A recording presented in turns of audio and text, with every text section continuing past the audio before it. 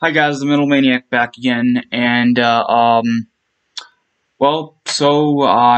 actually kind of waiting for um, more albums to arrive, but in the meantime, I decided while I'm waiting for more albums to arrive that I can review, um, I was thinking of different things to do for videos until then, and I thought of something for this video, and in this video, since it's the month of October. I am gonna review a horror movie. Not I'm gonna rank a horror movie franchise, and that franchise that I'm gonna rank is, of course, the Child's Play franchise. There are 8 movies, including the remake. So let's begin. Number 8, the worst Child's Play movie, is Seed of Chucky. Yeah, I mean, I honestly don't know why, like, that movie exists in the first place. Like, everything that could go wrong with the franchise went wrong in that one movie.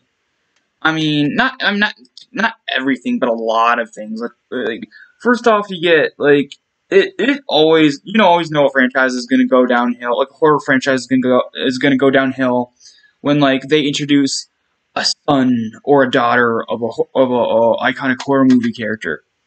I mean, look what happened with Freddy's Dead: The Final Nightmare from the Nightmare on Elm Street franchise. Didn't go too well. Same thing with this. Like, they did that kind of thing, and you could kind of tell they were really running out of ideas, and it's just really bad. The character, the son of Chucky, is not written very well. He's written very poorly. The dialogue's terrible. The character himself looks really dumb. I mean, it's just it's just a movie that just didn't need to be made. And it's very goofy too. Like, I guess they were trying to mix comedy and horror, but they were doing it in all the wrong ways, and it just didn't turn out too well. But yeah, number 8 is Seed of Chucky. At number 7 is the Child's Play remake. This one, unlike Seed of Chucky, did at one point, like when it was announced, like, a lot of people had hype for it, and, like, I guess it had a lot of potential, but they decided to go. They basically made all the wrong decisions. First off, a really bad decision was not bringing back Brad Dourif, who is the voice of Chucky throughout the entire series. Then all of a sudden, oh no, wait, it's a remake. We have to cast someone else, but they cast Mark Hamill, and, well, that at first, first hearing that, okay, that kind of. But here's the thing.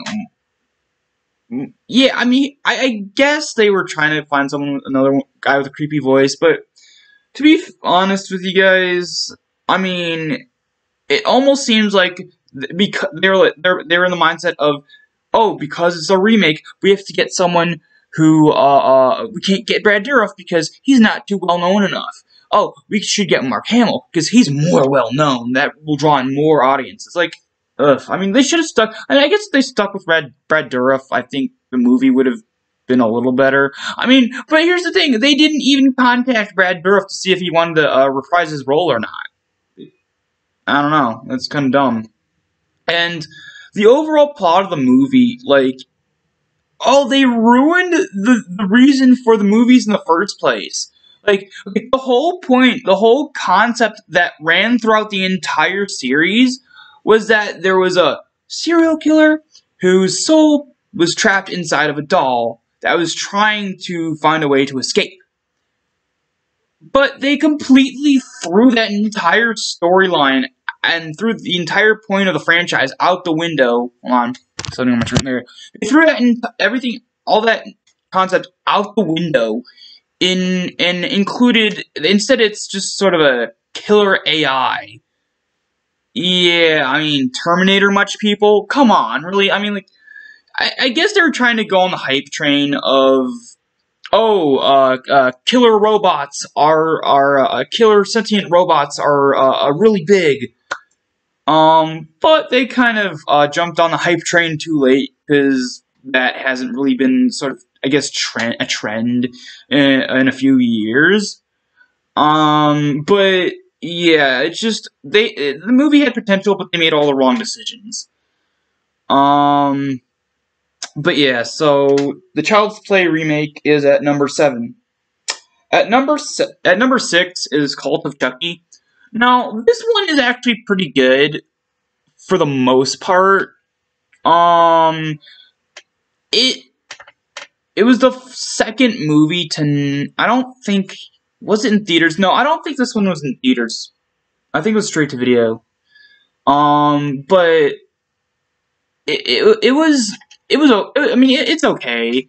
It was pretty good for the most part until like the very end, where it just completely like the ending was completely bizarre, unnecessary, and just like why?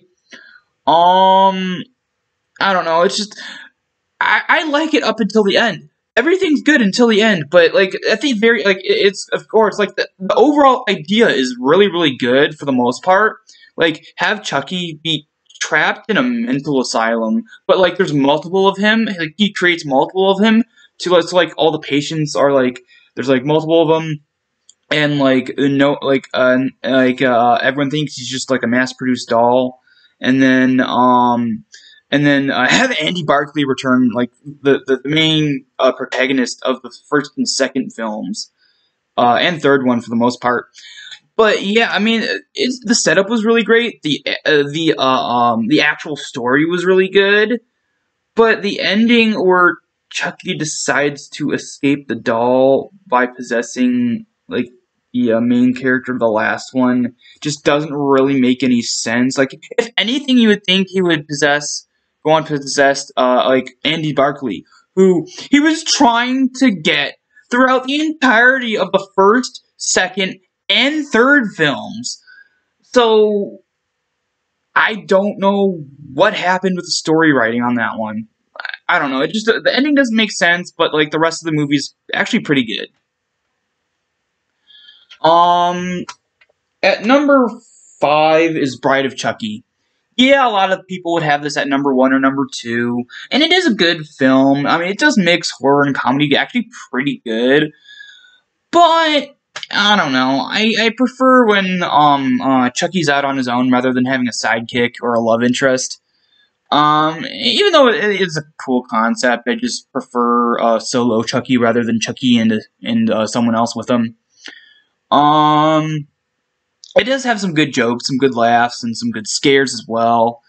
Um, the story's actually pretty good too, but overall, it's good. But there are better movies in the franchise. Hold on.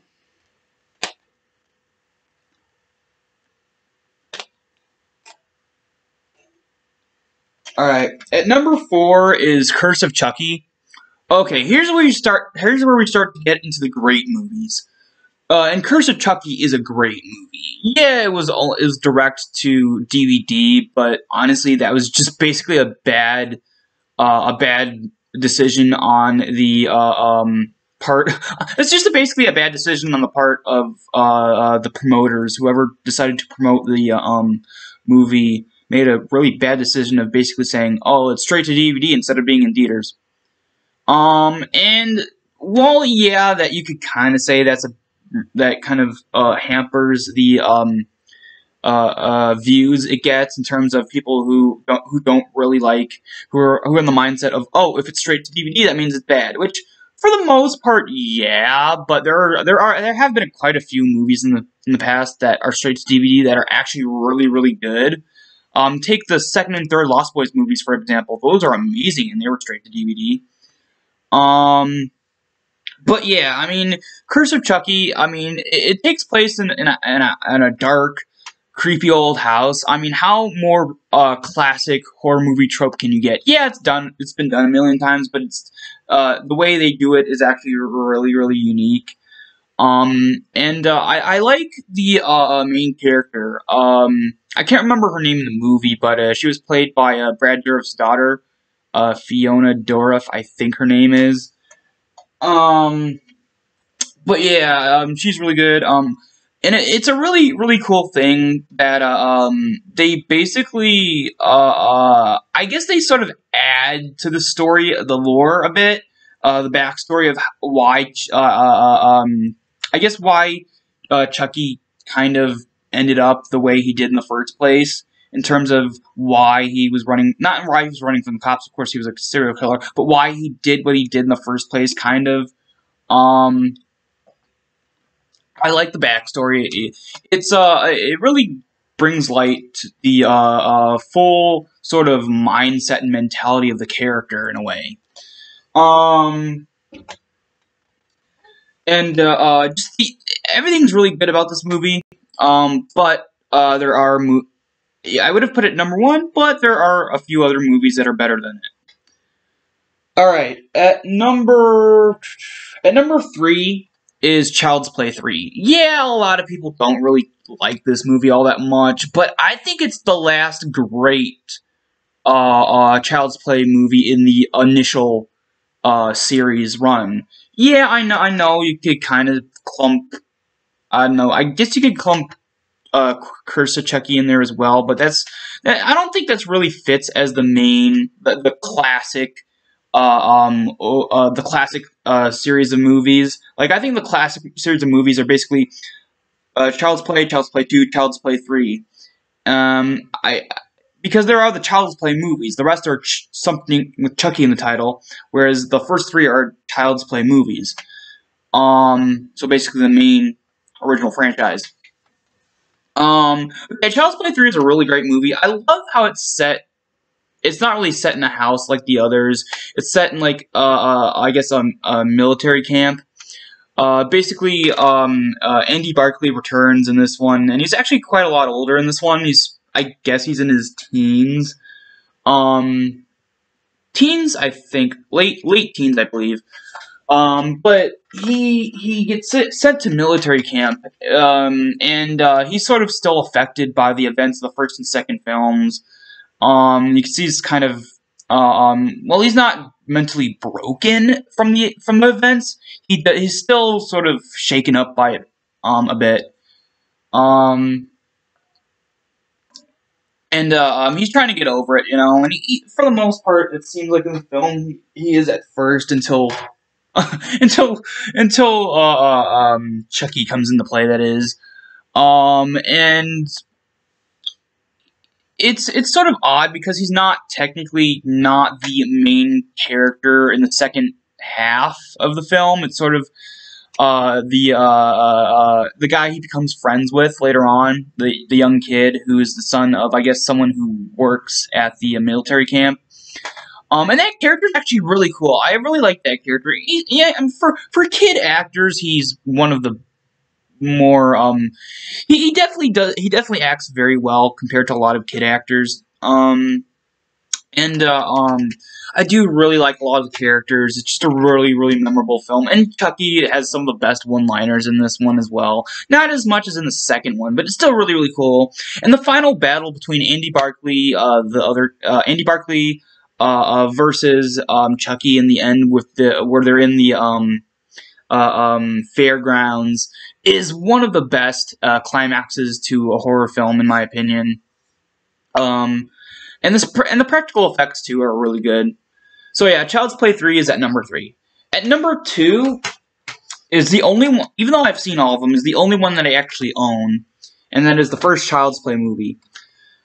Definitely a great way to start off a series. This is probably the best looking of the Chucky dolls. Oh yeah, in the back. That doesn't look right. This looks like a CGI version. I don't know. This doesn't look like anything they used in the film. Yeah, here we go. But this is definitely the best looking Chucky. Like, his progression from looking more doll-like to looking more flesh and blood-ish, kind of like, he becomes more sort of like, even though he's overall still has the doll appearance, he is like, the textures on him become more and more human over time. And the way they do that and just the practical effects used is just so good. And then I think this is probably, in terms of vocal performances, Brad Dourif's vocal performance for Chucky, not vocal performance like singing, but like his voice acting, that's what I mean. His voice acting for Chucky in this one is probably second best, only compared to like the him in the second movie. But yeah, I mean, just a really solid horror flick. Really great characters, very memorable characters. And the kid who plays Andy Barclay is really good. He's not annoying, like, again, like, a lot of kid actors can be really annoying, but he does a really good job. And at number 1, my favorite, Child's Play movie is Child's Play 2. This one is a really good sequel, like, one of the best horror sequels of all time, in my opinion. It really takes what made the first one good, and just improves on that, you know, like, and then again has another really good sort of climax, like the ending of even the ending of the first one as well, and this third one. But this is probably my favorite final battle between Andy and Chucky. I mean, yeah, it's kind of weird saying final battle because it's only the second film, but you guys get what I mean. Final battle of the actual film, not final battle of the entire series. But I mean, I think Brad Dourif's performance of Chucky in this film is the best he's ever done. It definitely, he's at his most psychotic. Just with the voice and just everything about it, like Chucky. Oh no, sorry, this is the first one. But anyway, but yeah, the second one. I mean, Chucky probably has his best one-liners in this film. Of course, there's the the most popular one is when he's like, I guess he was in this, I don't know why, but like you know the scene where he's sort of in the office building, and that one guy sort of like, he distracts this one guy, he trips, and then like Chucky gets a golf club, and like he's like, "Don't fuck with the Chuck," and just whacks him over the head with the golf club. But yeah, that's like one of the most famous one-liners from Chucky. And yeah, well, Chucky doesn't have a lot of famous one-liners in terms of really good ones, like say like Freddy Krueger, but he does have a few really good ones. But yeah, Child's Play 2 is, in my opinion, the best of the series.